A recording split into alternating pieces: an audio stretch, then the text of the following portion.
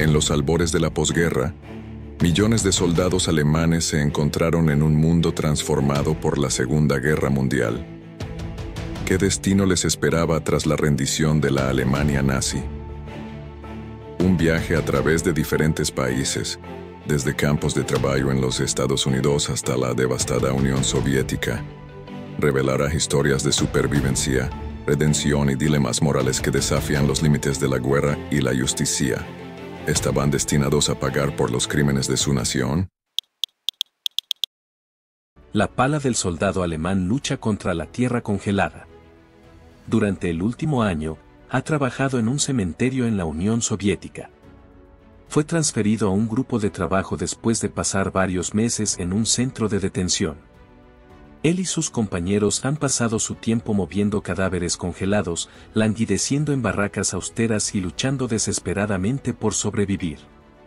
Los soviéticos hacen trabajar duro a sus prisioneros, pero las privaciones de la guerra significan que los comunistas apenas pueden alimentarse a sí mismos, mucho menos a los prisioneros de guerra. Tal vez, nuestro soldado piense que pronto se reunirá con sus antiguos camaradas que lo miran en blanco desde la fosa. Cuando se anunció el Día de la Victoria en 1945, las potencias aliadas tenían aproximadamente 11 millones de soldados alemanes como prisioneros de guerra. La gran mayoría de ellos, cerca de 8 millones, fueron capturados por las potencias occidentales, mientras que los 3 millones restantes estaban bajo la custodia de la Unión Soviética. Con Europa liberada de la agresión nazi, las potencias aliadas se enfrentaron a una pregunta crítica: ¿qué hacer con sus 11 millones de prisioneros de guerra?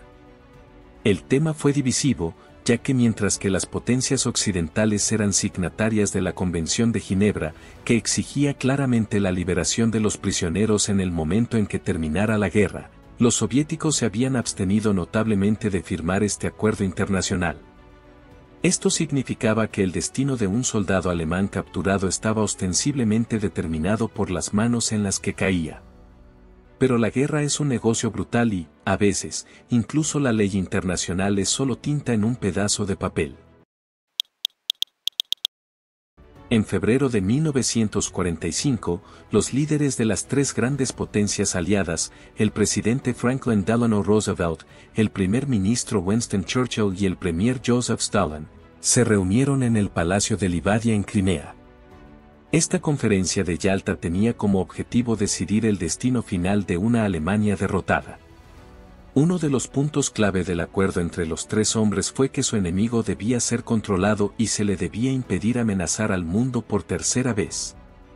Además de dividir Alemania en zonas de ocupación y la idea de reparaciones monetarias, los tres grandes acordaron que el propio pueblo alemán debía ser forzado a reparar físicamente el daño que su nación había causado a Europa.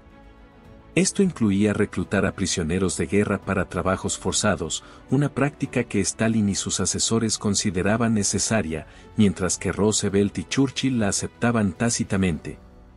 Pero más sobre eso más adelante.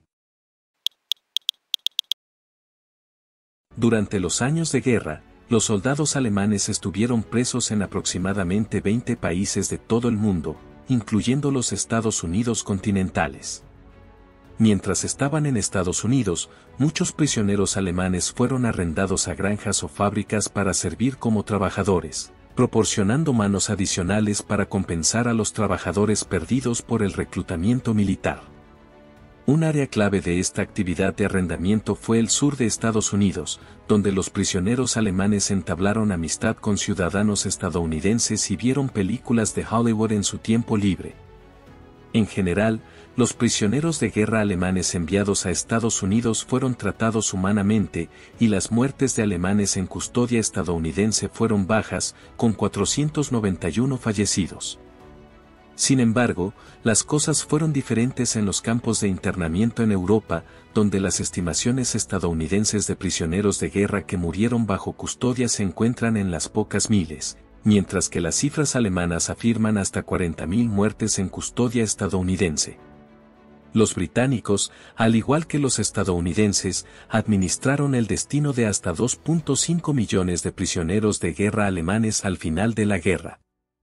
Los alemanes alojados en Gran Bretaña podían ser ubicados en tiendas de campaña en campos pastorales o en elegantes casas señoriales reconvertidas en prisiones sorprendentemente lujosas. Al igual que sus camaradas en Estados Unidos, los prisioneros alemanes en Gran Bretaña disfrutaron de una relación cordial con los civiles británicos, quienes les daban dinero y alimentos que no solían recibir. Los alemanes en Gran Bretaña también podían ser asignados a trabajos forzados, por los cuales se les pagaba un respetable salario de 2 chelines por día de trabajo. El número de prisioneros alemanes que murieron bajo custodia británica fue de 1.254. Se informó que tanto los soldados británicos como los estadounidenses también se involucraron en la tortura al interrogar a alemanes sospechosos de cometer crímenes de guerra, a menudo obteniendo confesiones bajo coacción. Sin embargo, la situación más desafiante para un soldado alemán capturado en el frente occidental se encontraba en Francia. Los soldados alemanes capturados durante la liberación de Francia, así como algunos trasladados allí desde la custodia estadounidense, enfrentaron condiciones abismales y civiles vengativos. Los ciudadanos franceses acosaban verbal o físicamente a los prisioneros alemanes, apedreándolos o golpeándolos, a veces hasta la muerte. Algunos campos de prisioneros parecían diseñados para la exterminación en lugar de la detención. Un campo francés en Les Havres proporcionaba a sus reclusos solo 900 calorías de raciones por día. Para comparación, un judío que vivía en los primeros días del gueto de Varsovia tenía en teoría poco más de 1000 calorías de raciones asignadas por los nazis. Un promedio de 12 prisioneros de guerra alemanes morían diariamente en el campo de Les Havres, y poco después del día de la victoria, la Cruz Roja informó que casi 200.000 soldados alemanes bajo custodia francesa enfrentaban inminente inanición. Estados Unidos se vio obligado a detener cualquier envío adicional de prisioneros de guerra a Francia y a exigir su cumplimiento con la Convención de Ginebra, un acto que en la práctica fue en gran medida simbólico. Según el derecho internacional, el fin de la guerra significaba la repatriación, pero para las potencias occidentales, el fin de la guerra parecía significar principalmente reparación. Estados Unidos y Gran Bretaña arrendaron aproximadamente 1 millón de prisioneros de guerra alemanes a Francia para reconstruir su país, mientras que 64.000 fueron a Bélgica, 10.000 a los Países Bajos y 5.000 a Luxemburgo. Los alemanes en el continente ayudarían en la reconstrucción, construyendo carreteras o trabajando en aserraderos y canteras. Algunos en Francia y los Países Bajos tuvieron que despejar campos de minas. 2.000 prisioneros de guerra fueron asesinados o mutilados cada mes haciendo este trabajo. Conscribir a los trabajadores de esta manera era una clara violación de la Convención de Ginebra, pero las potencias occidentales argumentaban que, dado que el gobierno alemán técnicamente no existía, sus prisioneros no eran prisioneros de guerra y, por lo tanto, no tenían derecho a las protecciones otorgadas a los prisioneros de guerra.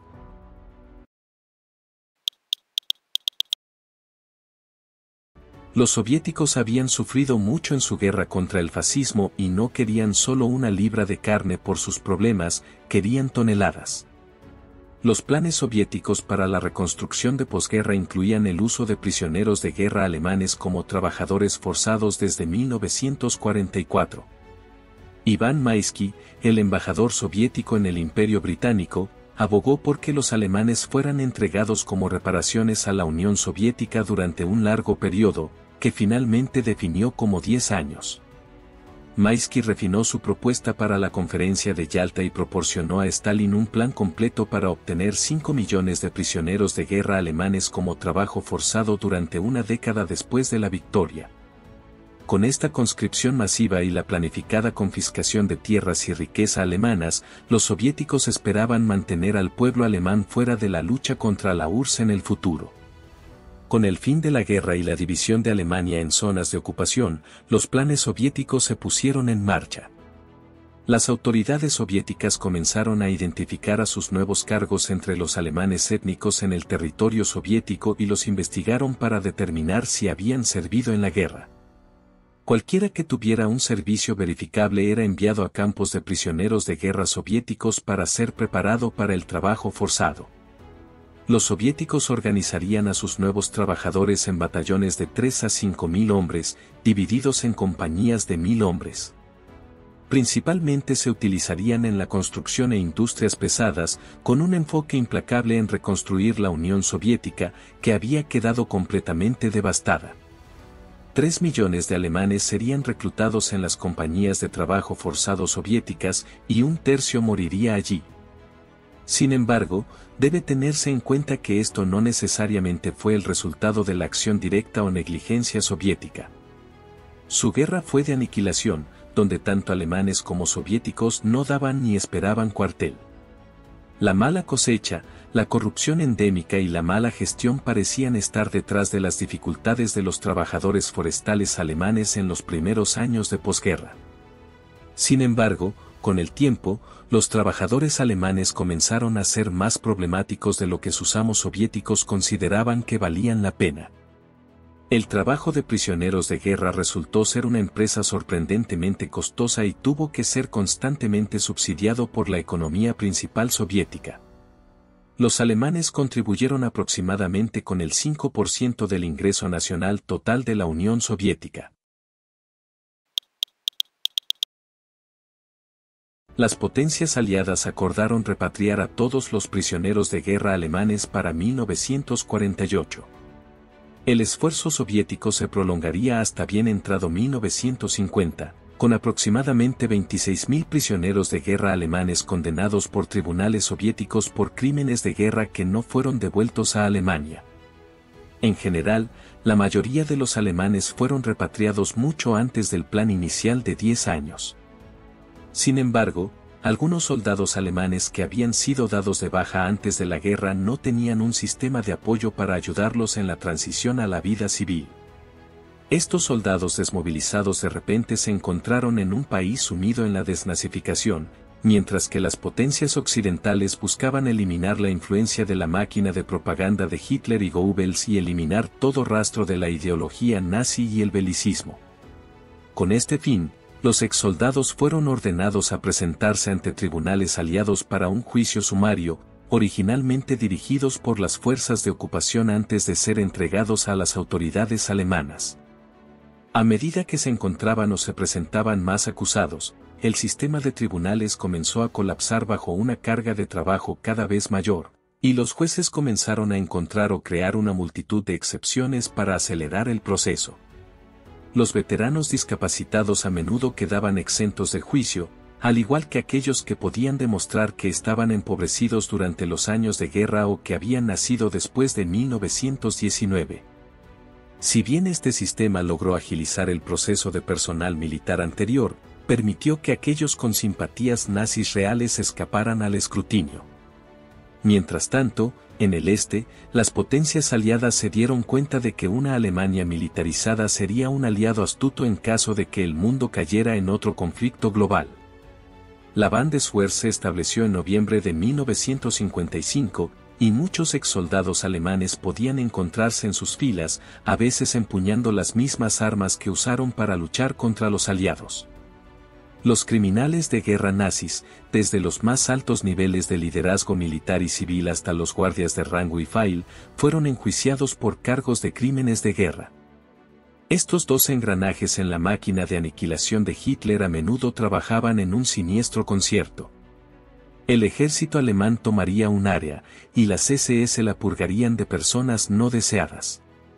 Los oficiales militares, como Keitel y ministros de alto rango como Ribbentrop, fueron ahorcados, mientras que otros fueron condenados a penas de prisión que iban desde cadena perpetua hasta tiempo cumplido.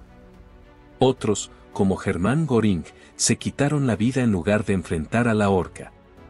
Incluso hubo algunas acusadas mujeres, como la sádica hiena de Auschwitz, Irma Grese, que falsificaron rastros de papel para justificar su propia malicia y crueldad hacia judíos, romaníes, personas LGBTQ y otros declarados indeseables por el partido nazi.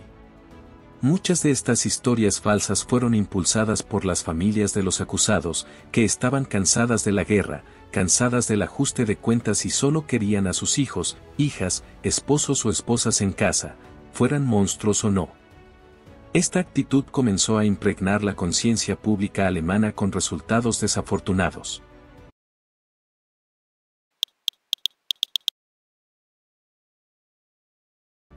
En 1949 se fundó la República Federal de Alemania, una nueva Alemania, y amigos de los criminales de guerra condenados, así como representantes del nuevo gobierno alemán, presentaron todo tipo de pruebas atenuantes, desde historias médicas hasta el recién nacido mito de la Wehrmacht limpia, que afirmaba enfáticamente que todos los crímenes nazis eran culpa de las SS y el círculo íntimo de Hitler, y que el soldado común de la Alemania nazi era un hombre honorable y caballeroso que luchaba por su hogar y su tierra, sin mancharse con las atrocidades de sus compañeros y el campo de batalla.